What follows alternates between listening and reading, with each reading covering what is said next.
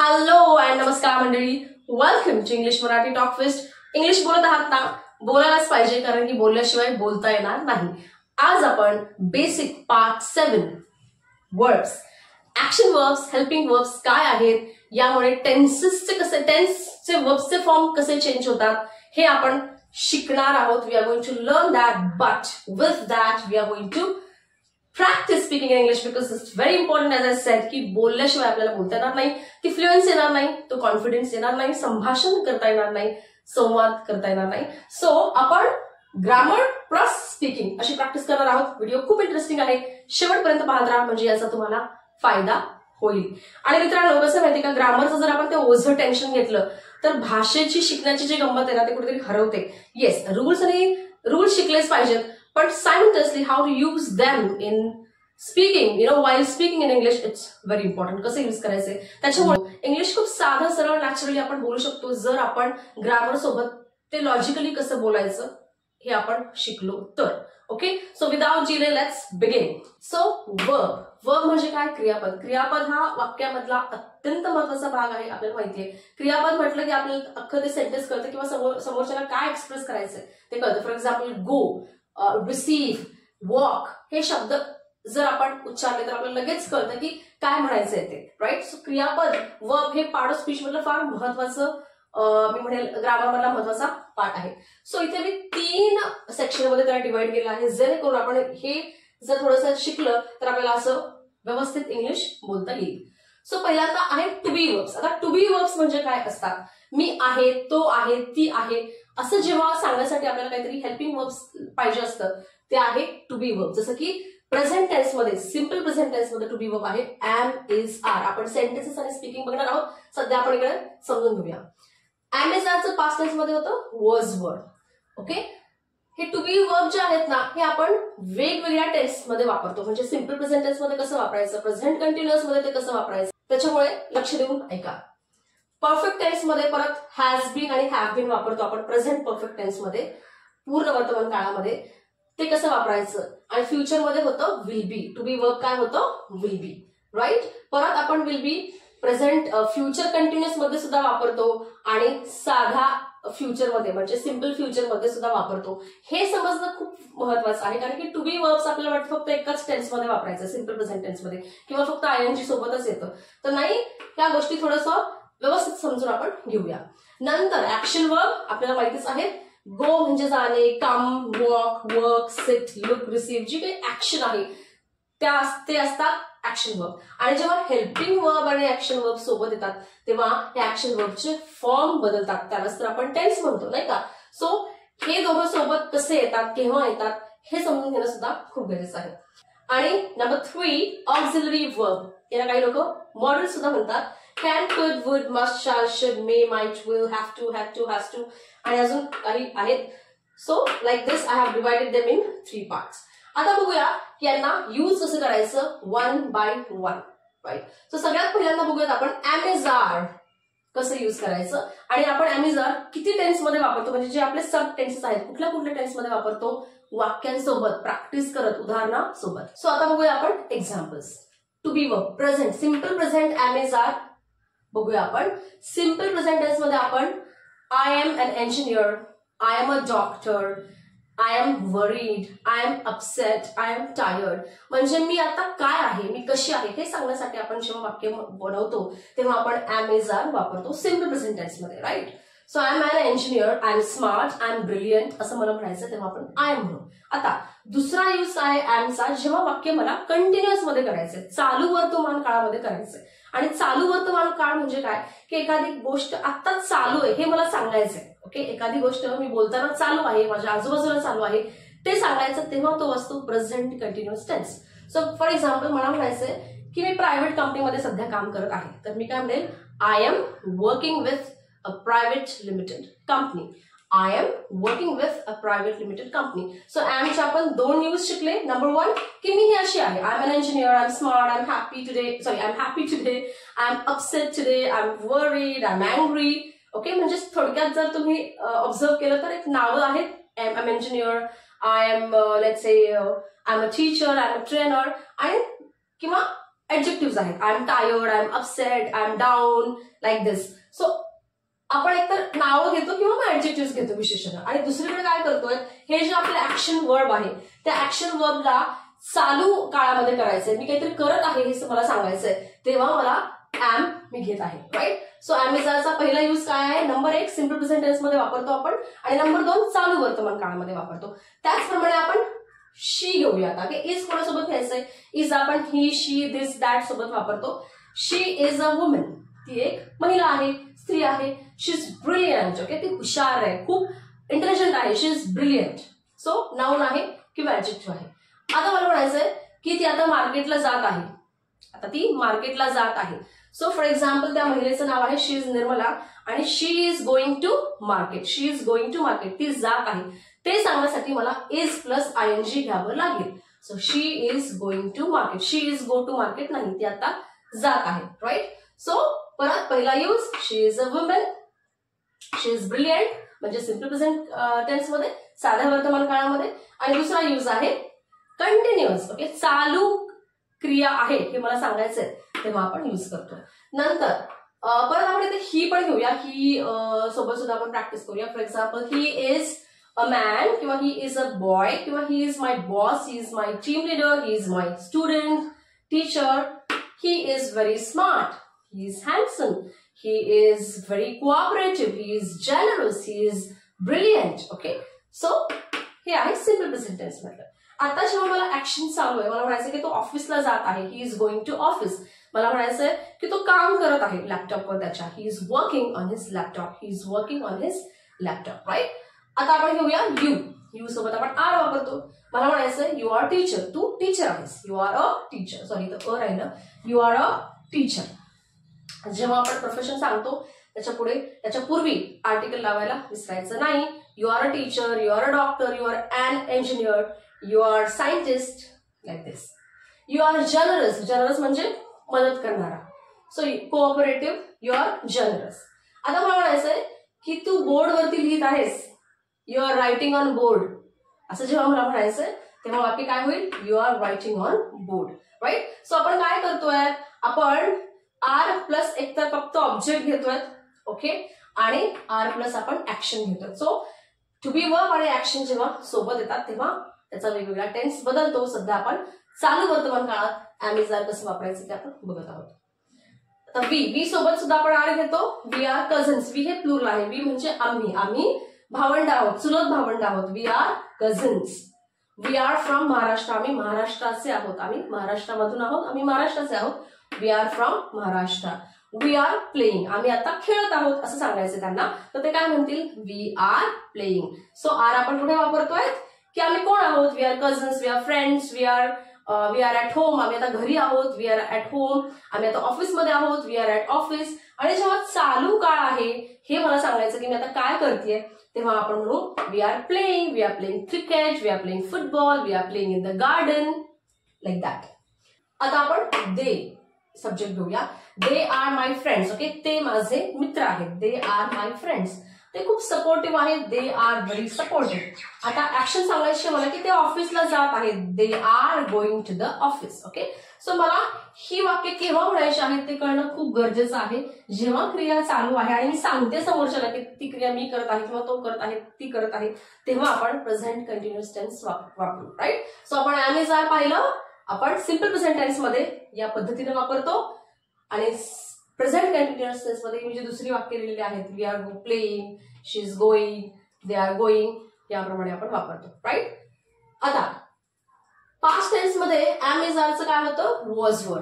Okay, इथे काय करायचं आपल्याला, आता एम इज आरच्या ऐवजी आपल्याला वॉज वर ठेवायचं. I was. Okay, I was. आता मला म्हणायचंय मी इंजिनियर होते. I was an engineer. Okay, किंवा आय वॉज टीचर. मी टीचर होते, आता मी माझा जॉब सोडला आणि आता मी एखाद्या कंपनीमध्ये जॉब करते. सो मी काय म्हणेल, past tense, I was an engineer. I am an engineer म्हणेल का, I was an engineer. I was working with private limited company. आणि मी एका प्रायव्हेट कंपनीमध्ये काम करत होते. आता करत नाही, तेव्हा काम करत होते असं सांगायचं मला. So I was working with private limited company. So आपण वॉजचा यूज कसा केलेला आहे, एक मी कोण होते, मी कुठं होते हे सांगण्यासाठी, आणि दुसरा मी काय करत होते काय करत होते म्हणजे ऍक्शन. सो वॉज आपण ऍक्शन सोबत एकदा वापरतो आणि या पद्धतीनं वापरतो. She was a woman. आता शी वॉज अ वुमन म्हणणार नाही आपल्याला. She was let's say she was let's say a trainer. Okay, she was a trainer. ती ट्रेनर होती. ओके, आता तिनं जॉब सोडला असं म्हणायचं. She was a trainer. She was brilliant. ती खूप हुशार होती. She was brilliant. मला म्हणायचंय काल ती मार्केटला जात होती आणि त्यावेळेस काहीतरी झालं. Okay, she was going to the market and she met with an accident. तिचा ऍक्सिडेंट झाला. शी हॅड अन ऍक्सिडेंट किंवा she met with an accident. So आता वॉज गोइंग केव्हा वापरायचं, वॉज वर्किंग, वॉज प्लेइंग केव्हा म्हणायचं, जेव्हा भूतकाळामध्ये ती ऍक्शन चालू होती असं मला सांगायचंय. ओके, तेव्हा आपण वॉज वर प्लस आयएनजी वापरू. इथे ती मार्केटला जात होती. शी सोबत आपण वॉज वापरणार. She was going to the market. Okay, ती ऍक्शन झाली आहे. ती मार्केटला जात होती आणि तिचा ऍक्सिडेंट झाला. She was going to the market and she had an accident. We were in same team. मला म्हणायचं आम्ही एकाच टीम मध्ये होतो. आता नाही होतो. We were in same team. We सोबत प्रेझेंट मध्ये आपण आर वापरतो आणि पास्ट मध्ये वर वापरतो. काही लोक त्याचा वेअरही उच्चार करतात, चालेल. We were in same team. आम्ही एकाच टीम मध्ये होतो. We were good friends. Okay, आम्ही छान मित्र होतो. आम्ही एकाच टीम मध्ये काम करायचो, एकाच टीम मध्ये होतो. We were in same team आणि वी वर गुड फ्रेंड्स. आम्ही चांगले फ्रेंड्स होतो. आम्ही काय होतो, कुठे होते, कसं होतो, हा पहिला यूज. आणि दुसरा यूज काय की आम्ही सोबत खेळत होतो. तर मला सांगायचं की काल आम्ही सोबत खेळत होतो.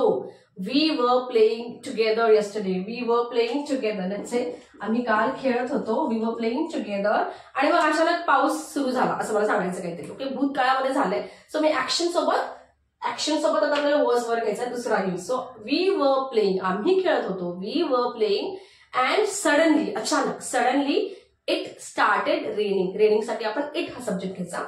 It started raining. पाऊस सुरू झाला किंवा इट वॉज रेनिंग. पाऊस पडत होता. सो भूतकाळामध्ये वी वर. आता मला इथे म्हणायचं दे वर. ओके, ते अगोदर खूप छान फ्रेंड्स होते, आता नाहीये, त्यांची भांडणं झाली. So they were my friends. किंवा मला म्हणायचं की ती लोक माझी मित्रमैत्रिणी होती पूर्वी. दे वर माय फ्रेंड्स. आता नाहीये. दे वर माय फ्रेंड्स. आता आहेत तर दे आर माय फ्रेंड्स. दे वर माय फ्रेंड्स. दे वर व्हेरी सपोर्टिव्ह. ते खूप सपोर्टिव्ह होते. दे वर very supportive. They were going to office. आता मला काय सांगायचंय, सिच्युएशन काय सांगायचंय की ते काल ऑफिसला जात होते आणि ऑफिसला जाताना परत काहीतरी आपल्याला दुसरं सेंटेन्स घ्यावं लागेल. They were going to the office and त्यांना बसच मिळाली नाही असं म्हणायचं मला पुढचं वाक्य. They were going to the office. काल ते ऑफिसला जात होते किंवा सकाळी ते ऑफिसला जात होते आणि त्यांना बस मिळाली नाही. दे मिळाली नाही. Did not get. मिळणे गेट. मिळाली नाही. Past tense did not. So they did not get the bus. Okay, तो सिंपल पास्ट टेन्स आहे. सध्या आपण ते कंटिन्युअस करत आहोत. They were going to the office. So ते ऑफिसला जात होते. सो आपण काय पाहिलं, टू बी वर्ब. प्रेझेंट मध्ये आम्ही आर आणि पास्ट मध्ये वॉज वर आपण कसे वापरतो. आता बघूया विल बी हे टू बी वर्ब आपण कसं वापरायचं. परत याचे दोन वापर आहेत, नंबर 1 आणि नंबर 2. नंबर 1 बघूया. I will be in the office at 5 PM. आता विल बी म्हणजे काय, फ्युचर. फ्युचर म्हणजे काय, भविष्यकाळ. आता नंतरचा काळ म्हणजे भविष्यकाळ. मला म्हणायचं सपोज आता इव्हन 5ला 5 कमी आहेत, पण मला म्हणायचं की 5 वाजता मी ऑफिसमध्ये असेन. Okay, I will be in the office at 5 PM. मी 5 वाजता ऑफिसमध्ये असेन. मी तिकडे असेन. I will be there. Okay, तू तिकडे ये, मी पण तिकडे असेन. I will be there. मी काय म्हणतो इंग्लिशमध्ये, I will be there. You will be together. Okay, sorry, we will be together. आम्ही एकत्र असू. ओके, इन फ्युचर आम्ही एकत्र असू. We will be together. किंवा मला म्हणायचं की उद्या आम्ही एकत्रच असू. तू त्याला फोन करू शकते किंवा मलाही करू शकते. बघा मी हे सगळं बॅकग्राऊंड का सांगतेय, स्टोरीज का सांगते, एक्सपिरियन्सेस का सांगतेय, कारण की हे टेक्निकल गोष्टी झाल्या ह्या ग्रामर. म्हणजे इकडे आपण त्या टेक्निकल गोष्टी लॉजिकली कसं वापरायचं ते शिकतोय, कसं बोलायचं ते शिकतोय. मी वारंवार हेच सांगते की ग्रामरचं ओझं घेऊन इंग्लिश बोलता येणार नाही. ग्रामर लॉजिकली स्मार्टली समजून ते बोलायला लगेच चालू करायला पाहिजे. ओके, मी पहिल्यांदा ग्रामर शिकेल, मग शब्द शिकेल आणि मग इंग्लिश बोलेल असं होणार नाही. सायमल्टेनियसली तुम्हाला लिस्निंग, चांगलं इंग्लिश ऐकणे, चांगले प्रोनाऊन्सिएशन, चांगलं टोन, इंटोनेशन, चांगलं लिस्निंग करणं इंग्लिशचं आणि त्याचीच प्रॅक्टिस करणे, रिहर्सल करणे फार गरजेचं आहे. राईट. सो मला काय म्हणायचंय, वी विल बी टुगेदर, आम्ही तिकडे एकत्र असू. तू याला किंवा मला कोणालाही फोन करू शकतेस. वी विल बी टुगेदर, आम्ही एकत्र असू. फ्युचर आहोत नाही, आम्ही एकत्र आहोत तर वी आर टुगेदर. आम्ही एकत्र होतो, वी वर टुगेदर. आम्ही एकत्र आहोत, वी आर टुगेदर. प्रेझेंट, आम्ही एकत्र होतो, वी वर टुगेदर. आणि उद्या परवा फ्युचरमध्ये आम्ही एकत्र असू. तुम्ही टाइम मेन्शन करा ऑफकोर्स, मी तर लिहिलेलं नाहीये. But we will be together tomorrow, we will be together in the evening. You can call us, no problem. You can call either him or either me. You will be tired. Okay, मला म्हणायचंय की तू थकला असशील किंवा किंवा मला म्हणायचंय की you will be tired. हे करू नकोस तू, आताच तू ऑफिसवरनं आलायस. Don't play with children. Okay, मुलांसोबत खेळू नकोस. तू थकशील. You will be tired. You take rest. तू थोडीशी आराम कर, थोडासा आराम कर. You will be tired. तू थकशील. They will be at home. आता दे म्हणजे काय, कुठली तरी 2-3 2पेक्षा जास्त माणसं किंवा दे.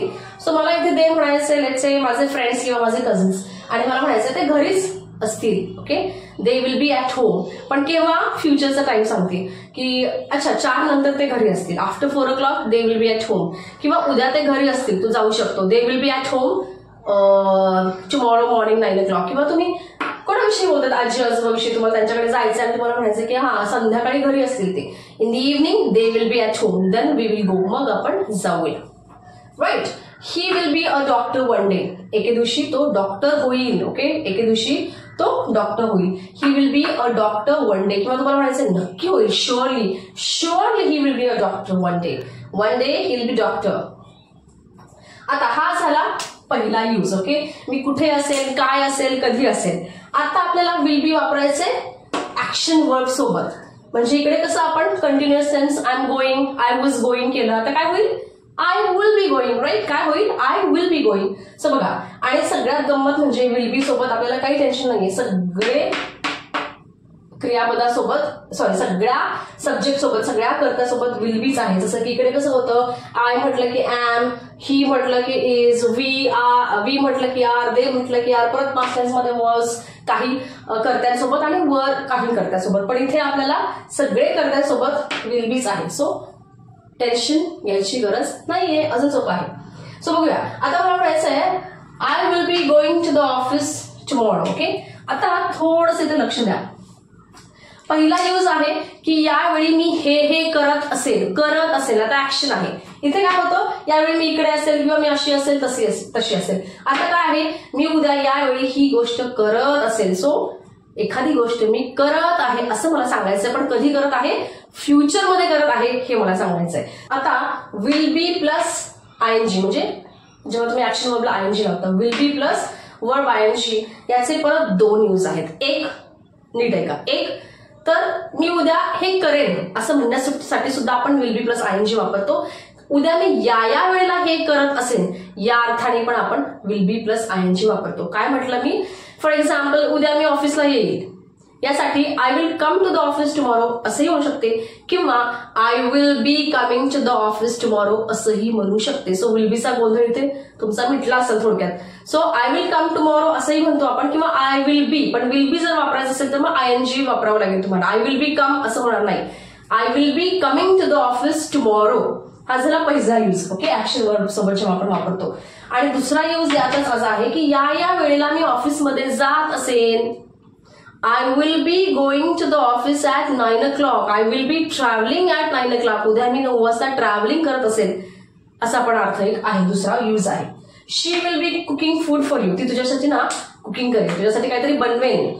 She will be cooking for you tomorrow. Come my house. माझ्या घरी ये. My mother. She will be cooking for you. हा झाला पहिला use. Okay, she will be cook नाही. She will be cooking for you. हा झाला पहिला यूज. आणि दुसऱ्या वेळेस मला म्हणायचं की माझी आई उद्या 10 वाजता स्वयंपाक करत असेल. ओके, असं मला सांगायचंय. किंवा ती पिक्चर पाहत असेल, मूवी पाहत असेल, असं काहीतरी सांगायचंय. त्याच्या पुढची ऍक्शन काहीतरी असेल की तू मग तिला डिस्टर्ब नको करू किंवा ती दुसरं काही काम करणार नाही असं काहीतरी सांगायचंय. तर वाक्य काय होईल, she will be cooking food at this time tomorrow. यावेळी ती उद्या ना स्वयंपाक करत असेल. So she will be cooking food at 4 PM tomorrow like this करत असेल. We will be travelling at this time. मला म्हणायचं उद्या ना यावेळी आपण ना ट्रॅव्हलिंग करत असतो. टुमॉरो ऍट दिस टाइम, उद्या यावेळी. Tomorrow at this time we will be travelling किंवा we will be travelling tomorrow at this time tomorrow. Okay, पण एकदा सांगते, उद्या आम्ही यावेळेस ट्रॅव्हलिंग करत असू. आपण म्हणतो ना उद्या यावेळेस आम्ही ना ट्रॅव्हलिंग करत असू. सो इंग्लिशमध्ये कसं म्हणायचं, we will be travelling at this time, यावेळी tomorrow. They will be writing an exam at this time. उद्या ना, let's say I'm talking about my children. माझी मुलं मला म्हणायचं की अरे उद्या यावेळेस ना ती परीक्षा लिहित असतील. आपण म्हणतो ना बऱ्याच वेळा 10वी 12वी बोर्डाच्या एक्झाम असेल, उद्या यावेळेस ना माझा मुलगा परीक्षा लिहित असेल. सो एक मला वापरायचं, ही जर वापरायचं एकटा आहे तर मी म्हणेल टुमॉरो ऍट दिस टाइम, यावेळी तो he will be writing an exam. किंवा जर दोघं असेल तुम्हाला, मुलगा मुलगी मुली मुली जे काय, they will be writing an exam at this time. उद्या यावेळेस ते परीक्षा लिहित असतील, पेपर लिहित असतील. Right.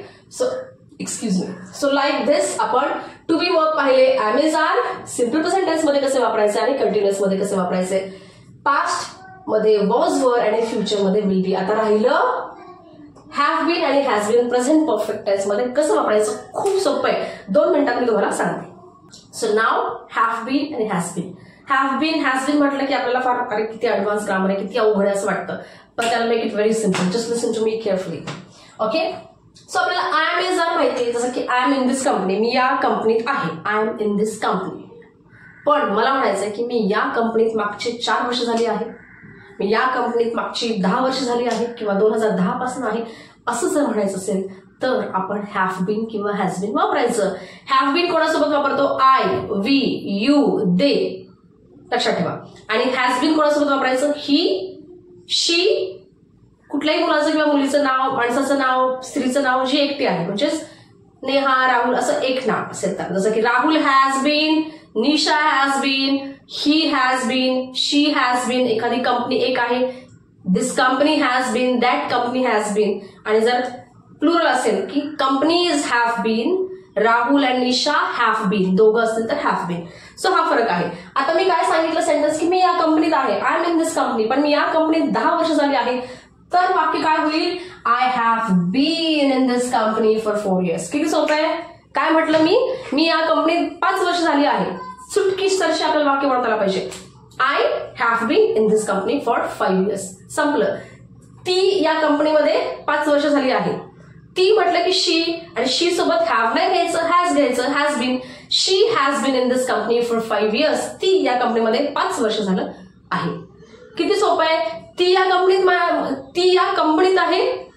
She is in this company. 5 वर्ष झाली ती या कंपनीमध्ये आहे. हॅज बीन म्हणजे काय, एवढा काळ झाला असं जेव्हा सांगायचंय आपल्याला, तेव्हा आपण हॅज बीन वापरणार आहोत. So I have bin in this company for 4 years. पुढचं एक्झाम्पल बघूयात. शी इज माय फ्रेंड, ती माझी मैत्रीण आहे, इज वापरलं. पण मला म्हणायचं गेली कित्येक वर्ष झालं ती माझी मैत्रीण आहे, किंवा गेली 2 वर्ष 3 वर्ष झालं ती माझी मैत्रीण आहे, तर मी काय म्हणेल, तुम्हाला येईल आता सेंटेन्स बनवता, करा try. She has been my friend for 3 years. 3 वर्ष झाली ती माझी मैत्रीण आहे. She has been my friend for 3 years. मुलगा असेल तर he has been my friend for 3 years. आणि मुलगा मुलगी दोघं तिघं असतील तर दे हॅज बीन, ना दे हॅव बीन. ओके, दे सोबत काय वापरायचं आपल्याला, हॅव, कारण की आता सांगितलं प्लुरल असेल तर have. So they have been my friends for 3 years. जसं राहुल आणि निशा बद्दल बोलते, Rahul and Nisha are my friends. Rahul and Nisha have been my friends for more than 5 years. We are together, आम्ही एकत्र आहोत. We are together. त्याचे हजबंड वाईफ किंवा फ्रेंड्स किंवा कलिग्स बोलतात की आम्ही सोबत आहोत. We are together. आणि मला म्हणायचं की आम्ही गेली 30 वर्ष झालं सोबत आहोत. ओके, एखादं कपल आहे आणि त्यांना म्हणायचं की गेली 30 वर्ष झालं आम्ही सोबत आहोत. So we have been together. कोण, आम्ही. हॅव बीन एवढा काळ झाला. We have been together for 30 years. 30 वर्ष झाली आम्ही सोबत आहोत. सो हॅव बीन म्हणजे एवढा काळ झाला असं सांगण्यासाठी आपण वापरतो. It is 4 o'clock. 4 वाजलेत. कसं सांगेल, इट इज 4 o'clock. मला म्हणायचंय 2 वाजल्यापासून तुझी वाट बघते, 2 तास झालं मी इथे आहे. It is been. Okay, time साठी आपण इट वापरतो. इट हॅज बीन एवढा काळ झाला. It has been 2 hours.